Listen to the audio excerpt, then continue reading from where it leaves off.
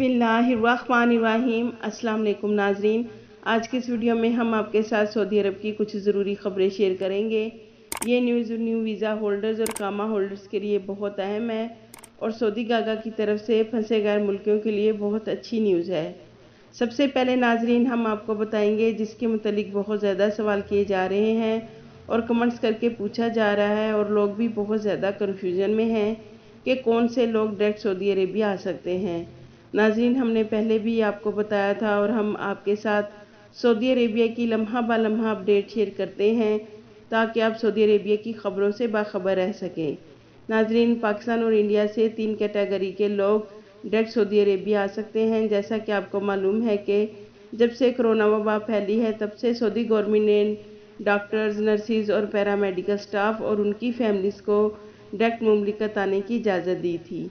उसके बाद दूसरी कैटेगरी में सऊदी गवर्नमेंट ने पाबंदी वाले ममालिक से उन अकामा होल्डर्स को मुमलिकत डायरेक्ट आने की परमिशन दी जो सऊदी अरेबिया से दोनों वैक्सीन कंप्लीट करके छुट्टी चले गए। वो लोग डायरेक्ट सऊदी अरेबिया आ सकते हैं।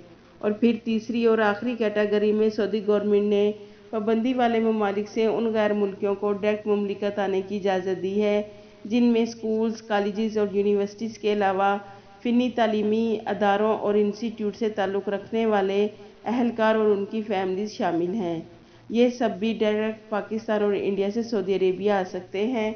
तो नाज़रीन, हमें बहुत से भाई कमेंट्स करके पूछ रहे हैं कि क्या हमारी फैमिली या अकामा होल्डर्स पाकिस्तान या इंडिया से डायरेक्ट सऊदी अरेबिया आ सकते हैं, जबकि उन्होंने सऊदी अरेबिया की अप्रूव वैक्सीन भी लगाई हुई है। तो नाज़रीन, वो बिल्कुल भी डायरेक्ट सऊदी अरब के लिए सफ़र नहीं कर सकती। उन्हें किसी भी वाया कंट्री में 14 दिन गुजारने के बाद ही मुमलिकत आने की इजाज़त होगी। इसके अलावा सिर्फ वही 3 कैटेगरी के लोग डायरेक्ट सऊदी अरेबिया आएंगे जिनका हमने आपको बताया है। नाजरीन, एक और ख़बर GACA की तरफ से आई है। जैसा कि नाजरीन, कोरोना वायरस को फैलने से रोकने की वजह से सऊदी गवर्नमेंट ने सफरी पाबंदी लगाई है, तो उसकी वजह से बहुत ज़्यादा फ़्लाइट्स कैंसिल हो गई। तो GACA की तरफ से तमाम एयरलाइंस के लिए बहुत अच्छे रूल्स रेगुलेशंस बनाए गए हैं। नाजरीन, ऐसे तमाम मुसाफिर जो सऊदी अरब के लिए सफ़र करना चाहते हैं और सफरी पाबंदी की वजह से उनकी फ़्लाइट्स कैंसिल हो गई हैं और अगर आप अपनी टिकट रिफ़ंडिंग करवाना चाहते हैं तो आपको एयरलाइन से पूरी रिफ़ंडिंग मिलेगी। नंबर दूसरे पर GACA का कहना है कि अगर आप अपनी फ़्लाइट चेंज करना चाहते हैं, यानी कि अगर flight Pakistan to Saudi Arabia के लिए है लेकिन उसी फ़्लाइट को आप पाकिस्तान से दुबई के लिए इस्तेमाल करना चाहते हैं तो आप चेंज कर सकते हैं। नाज़रीन, ये सहूलत आपको सऊदी सिविल एविएशन अथॉरिटी की तरफ से दी गई है।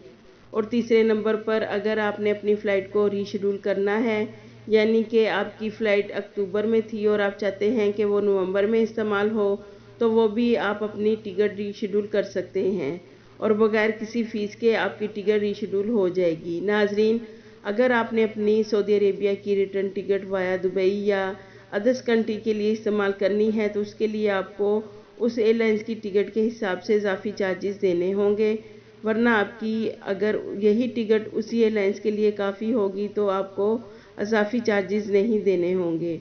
और नाज़रीन, टिकट की रीशेड्यूलिंग में आपके कोई भी इजाफी चार्जेस नहीं होंगे और ना ही रिफ़ंडिंग में आपके पैसों की कटौती होगी।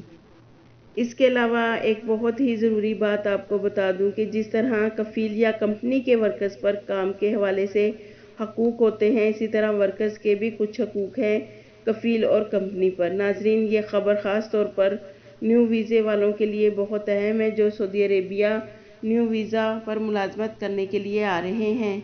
नाजरीन, वर्कर्स के ऐसे कौन से 5 हकूक़ हैं जो कफ़ील और कंपनी को ज़रूर अदा करने होंगे, और अगर आपकी कंपनी या कफ़ील आपके 5 हकूक़ अदा नहीं करेगी तो आप उन पर केस भी कर सकते हैं अगर आपके पास सबूत होंगे। तो सबसे पहले नंबर पर गैर मुल्की वर्कर्स का इकामा रिन्यूअल करने के लिए उसकी फ़ीस कफ़ील या कंपनी के ज़िम्मा होती है। नाज़रीन, आपके इकामा को एक्सटेंड करने की ज़िम्मेदारी आपके कफ़ील या कंपनी की है, आपकी नहीं है। दूसरे नंबर पर इकामा कैटेगरी चेंज करते हैं, यानी कि आप अपना मुआयना तब्दील करते हैं तो उसकी जो फ़ीस है वो भी आपकी कंपनी या कफ़ील को अदा करनी होगी। तीसरे नंबर पर कहा गया है कि नकल कफ़ाला आप करवाते हैं या आपकी कंपनी नकल कफ़ाला करवाती है تو اس نقل کفالہ کی فیس بھی آپ کی کمپنی یا کفیل پے کرے گی۔ چوتھے نمبر پر کہا گیا ہے کہ ورکرز کو سعودی عربیہ بلانے پر ویزے اور ٹکٹ کا جتنا بھی خرچہ ہوگا آپ کی کمپنی یا کفیل کو دینا ہوگا۔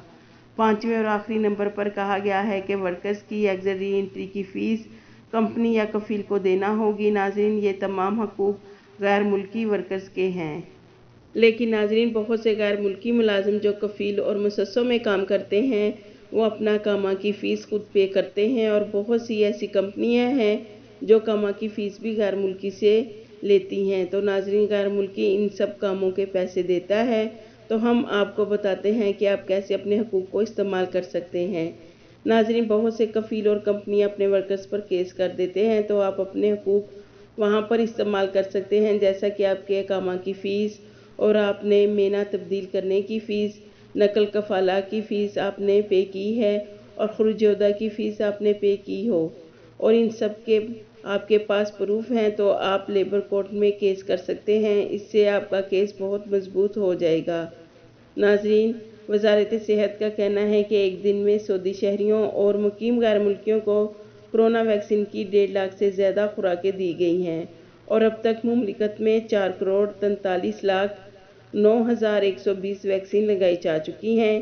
اس کے علاوہ وزارت صحت نے خبردار کیا ہے اور کہا ہے کہ سعودی شہری اور مقیم غیر ملکی جلد از جلد کرونا ویکسین کی سیکنڈ ڈوز لگوا لیں تاکہ مملکت میں کرونا وائرس نہ پھیل سکے۔ آپ کے قیمتی وقت کا شکریہ۔